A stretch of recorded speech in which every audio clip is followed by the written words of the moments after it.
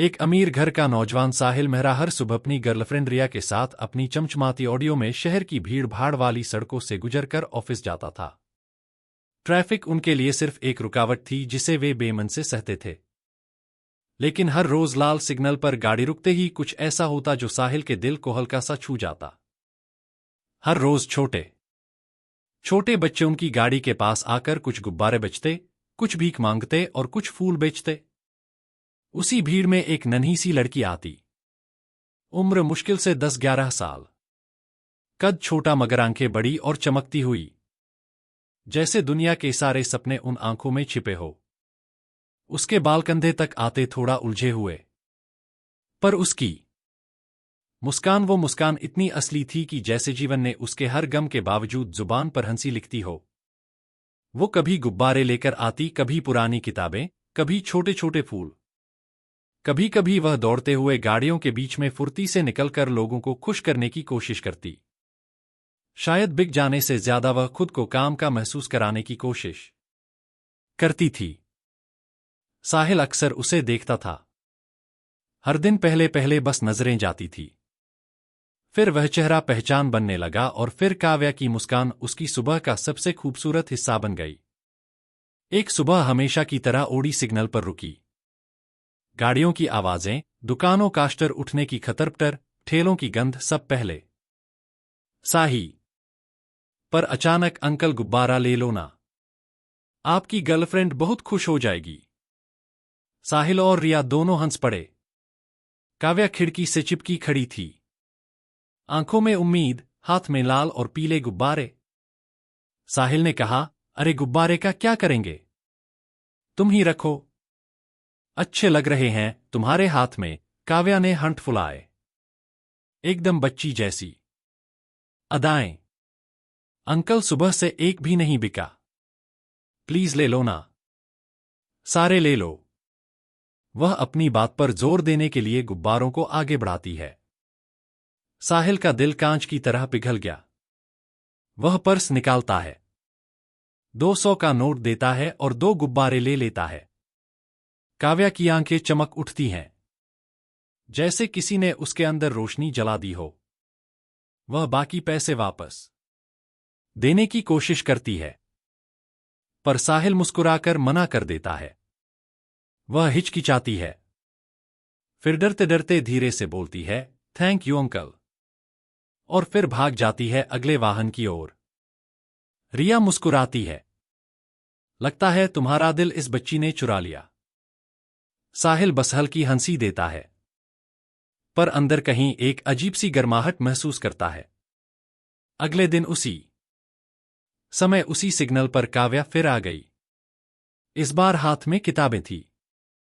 साहिल ने इसरा कर पूछा, क्या बात है, आज गुब्बारे गायब। काव्या भोलेपन से बोली, अंकल गुब्बारे फट जाते हैं, नुकसान हो जाता है, आज किताब ले लीजिए, बस 20 रुपए की है। साहिल के चेहरे पर मुस्कान आ गई। उसने बिना सोचे किताबें खरीद ली। कितनी कीमत है, यह पूछे बिना धीरे धीरे यह रिश्ता रोज की दिनचर्या बन गया, कभी गुब्बारे, कभी फूल, कभी चॉकलेट। पर सच यह था कि साहिल सिर्फ खरीद नहीं रहा था, वो काव्या में एक अलग तरह की मासूमियत, एक अलग दर्द पड़ चुका था, और रोज उस बच्ची की मुस्कान उसकी दिन की शुरुआत बन गई थी। एक ऐसी शुरुआत जो पैसे से नहीं खरीदी जा सकती। रिया अक्सर चिढ़ाती, अब तो तुम काव्या के ही हो गए हो। साहिल हंस देता, पर भीतर की कोमलता यह जान चुकी थी, उस बच्ची का उसके अंदर एक अजीब सा स्थान बन चुका है। एक दिन वहीं सिग्नल आया, ओडी रुकी, भीड़ वहीं, हवा वहीं, लेकिन काव्या नहीं। साहिल की नजरें बेचैनी से दाएं फिसलने लगी।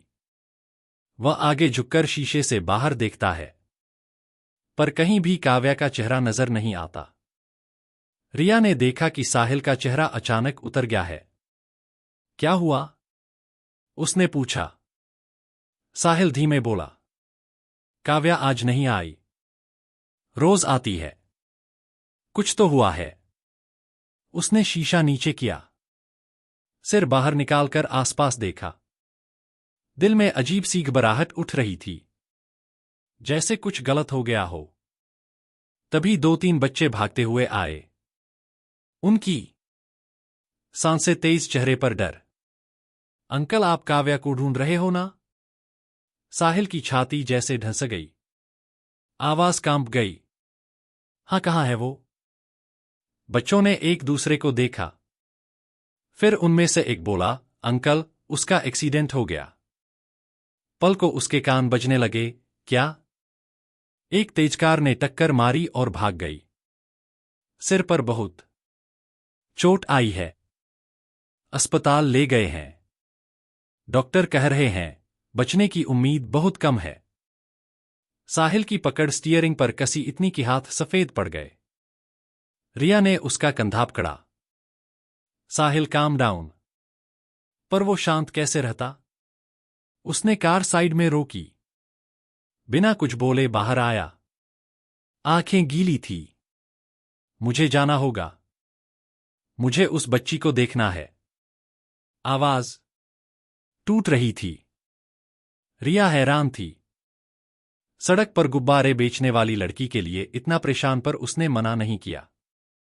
साहिल बच्चों के साथ एक ऑटो में बैठ गया।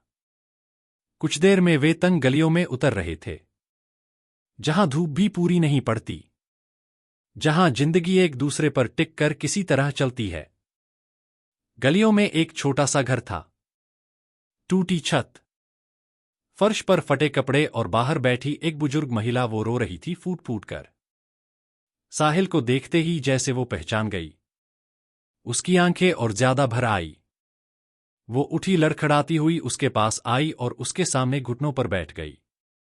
बेटा, मैं तेरी बेटी को बचाना की। साहिल चौंक गया। उसका शरीर जम गया। क्या मतलब? उसकी आवाज फट गई थी। महिला हिचकियों के बीच बोली, काव्या, वो तेरी और नेहा की बेटी है। वही जिसे तूने 10 साल पहले मजबूरी में हमें सौंप दिया था। उस पल जैसे दुनिया घूमना बंद हो गई। एक पल में उसका दिमाग सुन्न, पैर कांपने लगे। दिल ऐसी धड़कन से धड़कने लगा कि लगता था अभी फट जाएगा।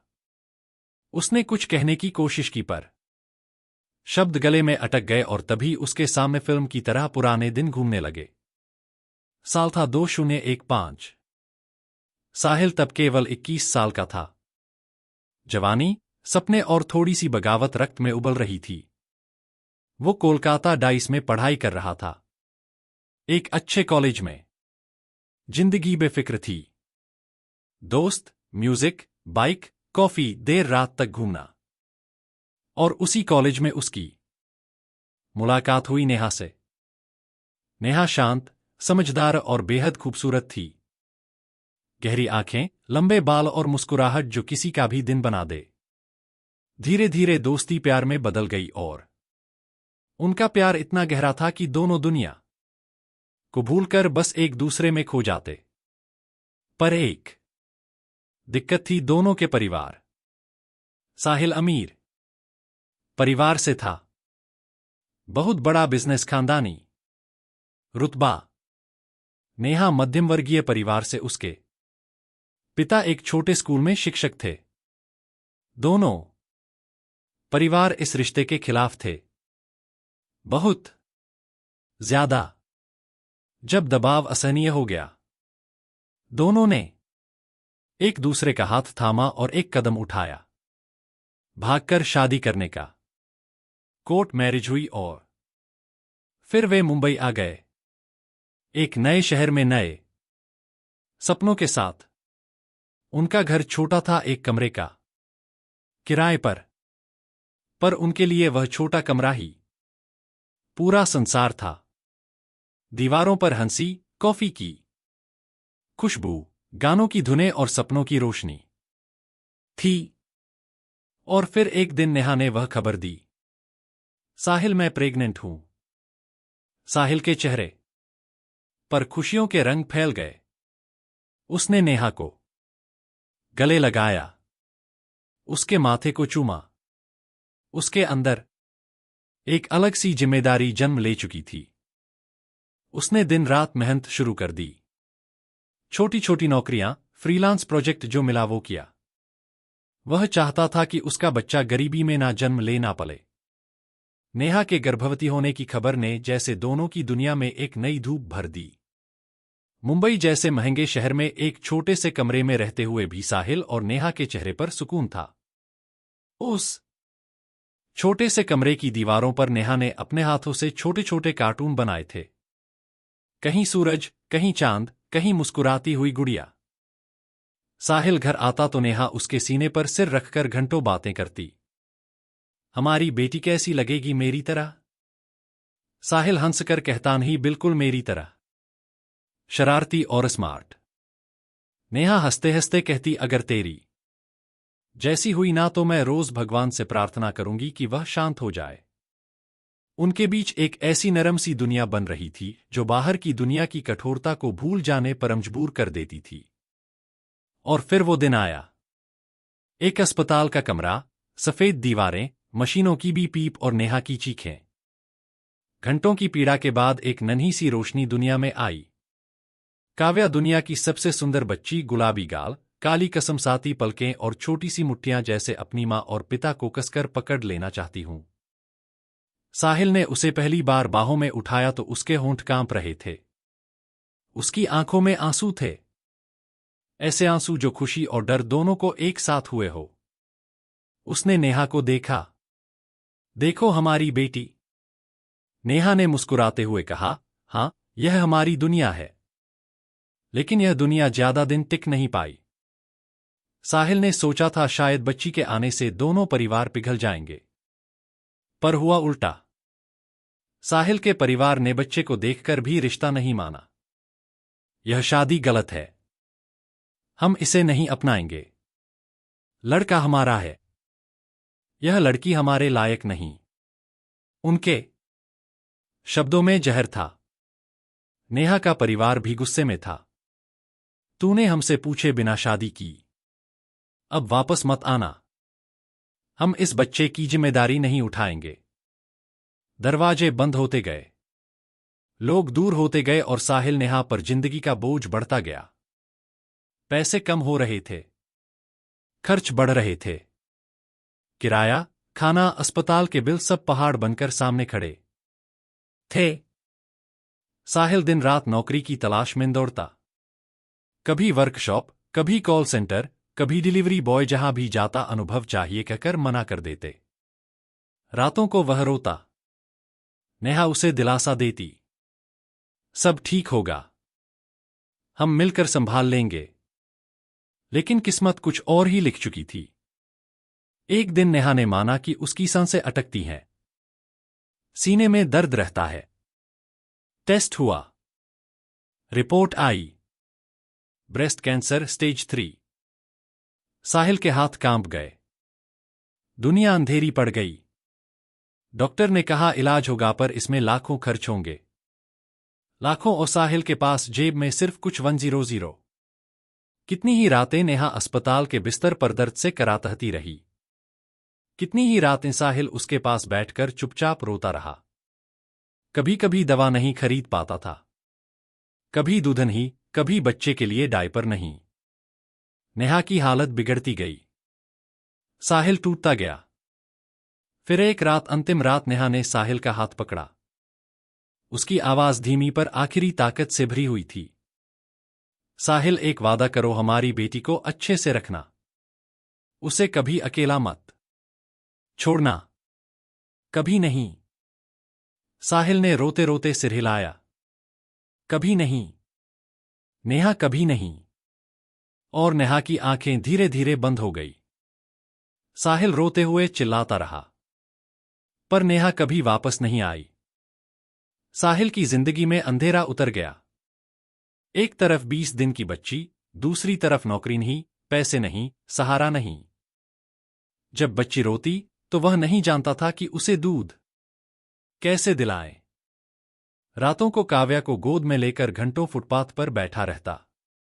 कभी हवा में झुलाता, कभी चुप कराता, कभी कभी भूखा खुद रहता ताकि बच्ची को दूध मिल सके। कभी बिना नींद रातें गुजारता। किसी ने मदद ही की। घरवाले तो पहले ही छोड़ चुके थे। दोस्त अपने जीवन में व्यस्त थे। अंततः साहिल बिखर गया और एक फैसला लिया जिसे वह जीवन भर कोसा करेगा। साहिल ट्रेन पकड़कर कोलकाता पहुंचा। नेहा की मां अकेली रहती थी। दरवाजा खोला तो उनका चेहरा सूख गया, जैसे सब समझ गई हो। साहिल घुटनों पर बैठ गया। उसकी आवाज टूटती जा रही थी। मां जी, मैं हार गया हूं। कृपया काव्या को अपने पास रख लो। मैं अभी इसे पाल नहीं सकता। जैसे ही मैं खड़ा हो गया, मैं इसे वापस ले जाऊंगा। वादा करता हूं। नेहा की मां ने पहले उसे गुस्से से देखा। तू मेरी बेटी को तो बचा नहीं पाया, अब इसे भी देने आया है। साहिल फूट फूट कर रो पड़ा। मां जी, मैं मजबूर हूं। इस बच्ची का भविष्य मेरे साथ अंधेरा हो जाएगा। नेहा की मां का दिल पिघल गया। उन्होंने बच्ची को गोद में लिया और सीने से लगा लिया। ठीक है बेटा, मैं इसे पालूंगी, लेकिन तू इसे भूल मत जाना। साहिल ने सिर हिलाया। कभी नहीं। और फिर अपनी बच्ची को आखिरी बार चूमकर चला गया। दिल फट रहा था। सांस रुक रही थी, पर पैर चल रहे थे, क्योंकि मजबूरी कभी कदम नहीं रोकती। साहिल वापस मुंबई आया। शुरू में वह हर दिन रोता था, पर जिंदगी ने उसे नहीं रोने दिया। उसे नौकरी मिल गई, एक छोटी सी। फिर मेहनत, फिर प्रमोशन, फिर एक दिन बड़ी नौकरी, फिर सम्मान, फिर बड़ा घर, फिर लग्जरी कार। 10 साल में वह बन गया वह सजो उसने सोचा भी नहीं था। लेकिन दिल के अंदर एक कोना खाली रहा। वह कोना जो सिर्फ एक बच्ची के लिए धड़कता था। काव्या। वह हर महीने पैसे भेजता था। हर त्योहार पर चुपके से गिफ्ट भेजता था, पर कभी काव्या को लेने नहीं जा पाया। अपने दिल की कमजोरी, अपने डर, अपने पछतावे को किसी से नहीं कह पाया। फिर उसकी जिंदगी में आई रिया, हंसमुख, समझदार, खुशमिजाज। साहिल ने उसे सब बताया। नेहा, शादी, मुश्किलें। बस एक बात छुपाई काव्या।